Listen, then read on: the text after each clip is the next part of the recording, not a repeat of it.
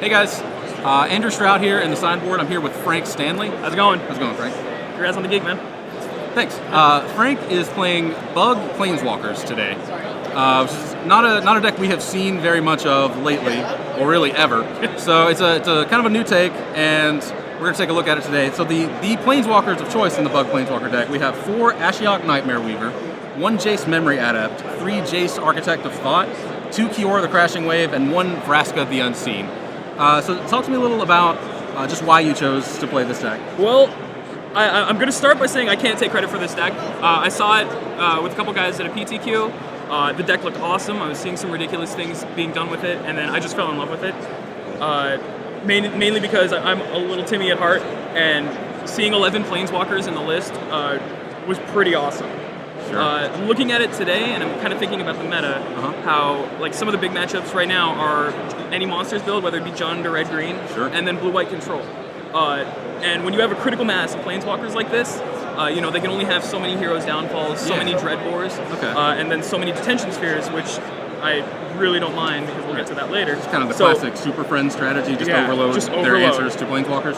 And then like the 11 of these, the win cons are in the Planeswalkers as well, and let's go over those Planeswalkers real quickly. The headliner, I guess, is 4 Ashiok. That's the one Planeswalker you have 4 of. How important is that card? Ashiok right now is pretty insane.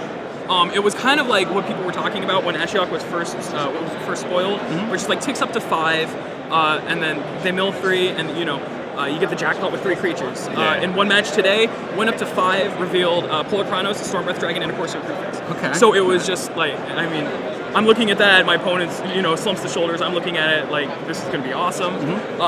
But even against control right now, with Bug, I have answers to Detention Sphere. Sure. So to be able to mill them out, and like, if I get Elixir of Immortality, just icing on the cake. Yeah, it's really fun. So you have 4 Ashioks. You are protecting your Ashiok with Jase Architect of Thought and Kiora the Crashing Wave. Is that meant to be kind of the curve?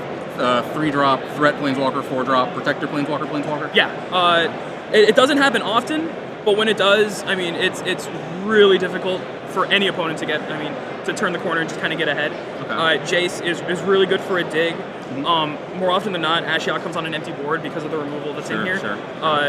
So it's hard to deal with both. And then when Kiora comes in, if they just have a Mutavault, it's really difficult. Yeah, it's even harder. And rounding out your Planeswalker suite, you have a 1 of Vraska the Unseen and a 1 of Jase Memory Adept. Yeah, I guess plan A of this deck would be to mill. It doesn't happen often because Kiora will usually happen first. The Vraska Ultimate has happened, but more often than not, I mean, Jase, I tend to +1 more than just go to 10. Sure. Because drawing is so important. There's not a whole lot of card draw in here, but it's so much value. Give the Jases give you some gas. Yeah. You have actually one other primary source of gas. Yeah. This deck has 11 Planeswalkers. It only has 4 creatures. And they are the same creatures. Yeah. So. 4 of Corsair of Prefix. Yep. Tell me a little more about that card. Well, when you play like Blue-White or you play Bant, you have Sphinx's Revelation. Obviously, we don't get that in live game, so Corsair is very important in this deck. Sure. Blocks a lot of the aggro matchups. Just a really good wall.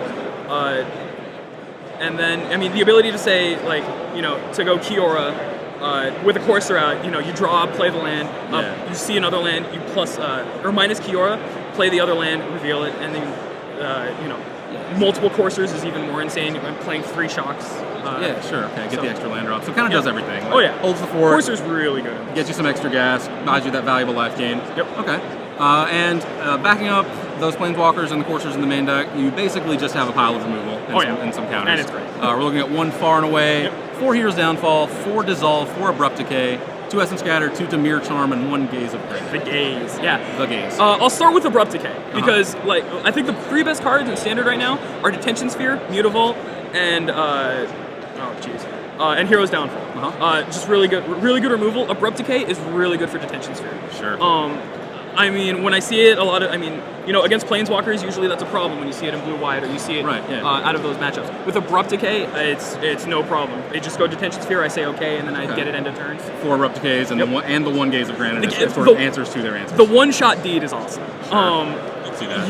If they have multiple Detention Spheres and I have an empty board, like today, I gazed for 3. Just cleared his board, brought back mine.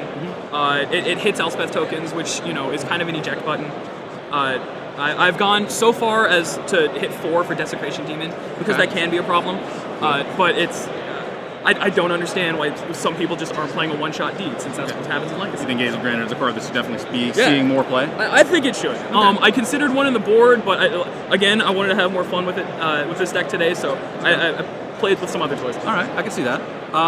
You said earlier that you decided to play this deck because you wanted to be able to beat monsters, green red monsters, Jund monsters. Mm-hmm. So I assume you think that is a very good matchup. That's what you're hoping to play against. The great thing about this matchup is, the great thing about this deck is its good matchups are probably the top 2 decks right now. Sure. That's the monsters builds, and then it has a really good game against blue-white control. It's a lot grindier. The game goes on a lot longer, but you win with 11 Planeswalkers, and then this removal suite like an Abrupt Decay. More often than not, you win the attrition battle. Sure, I can see that. The one control matchup I went to today, it went to a draw, unfortunately, but it was close. It was really close. Okay. So. What are you not wanting to see? What are you hoping not to play against? Mono red. Mono red? Mono red and Boros Burn are those two are almost a free roll against me, unfortunately. Sure. Okay. I didn't expect to see a whole lot. Mono white is a little bit more of a crapshoot because I have to deal with with Brave the Elements. Yeah. And then just aggression in general. Yeah, it's just like if I can round out, like if I can get an Ashiok turn 3, or if I can Essence Scatter their turn 2 play, stuff like that. It's really good. Far and away is really good for those aggro matchups. Okay, sure. But it's a lot of fingers crossed. Sure, yeah. If you can stabilize and make it through the early turns, you're in good shape. Oh, yeah. But that is easier said than done. Definitely. Sure, that makes sense. Okay, let's talk over the sideboard real quick, and I'll just name off the cards on the sideboard, and you can kind of go over them one by one, say where you bring them in, why you chose to play them. You have 3 Thought Seizes, 3 Ultimate Prices, 2 Notion Thieves, 2 Drown in Sorrows, 2 Negates, and then a couple of 1-ofs in Essence Scatter, Pithing Needle, and Far and Away. Yeah. So one of the toughest thing about this deck is the mana base. I'm running the full 12 shocks, so it's pretty taxing on that. Running Thoughtseize main, it's something I've really considered, but to go with this mana base and to have Thoughtseize on top of it when aggro is already kind of an issue, I put the Thoughtseizes in the board. Okay, that makes sense. Right, the Essence Scatter and the Negates at one point were Gainsays, just because I was focusing more on the mono blue matchup, or just kind of for more of the creature bases, but the Gainsays really just kind of didn't do enough, or they did things where I already had the answers in the main, so I just switched them up to hedge against creatures more, and then to hedge against say Planeswalkers is something I don't really want to deal with. Yeah, fair enough. It's a good cancel. Notion Thief, I'm just having fun. I did Notion Thief today, and it was awesome. Nice. I love the ambition. Love the just planning to get somebody. I got there. All right. Drown in Sorrow. Initially, that was an extra just 1-of removal and a Bile Blight. Yep. But in testing, just Drown in Sorrow feels really good. Sure. That's the big hedge against the aggro. You mentioned you were really worried about getting swarmed, but this seems like a good stopgap against that for sure. And Ultimate Price is just going back to that removal. Yeah. There's not a lot of just multicolored creatures right now. Mm-hmm. So Ultimate Price is an excellent card. Okay. All right, cool. Well, thank you for sitting down and talking to us.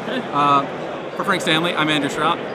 Stick around. We will be bringing you all the coverage here at the Open Series here in Seattle.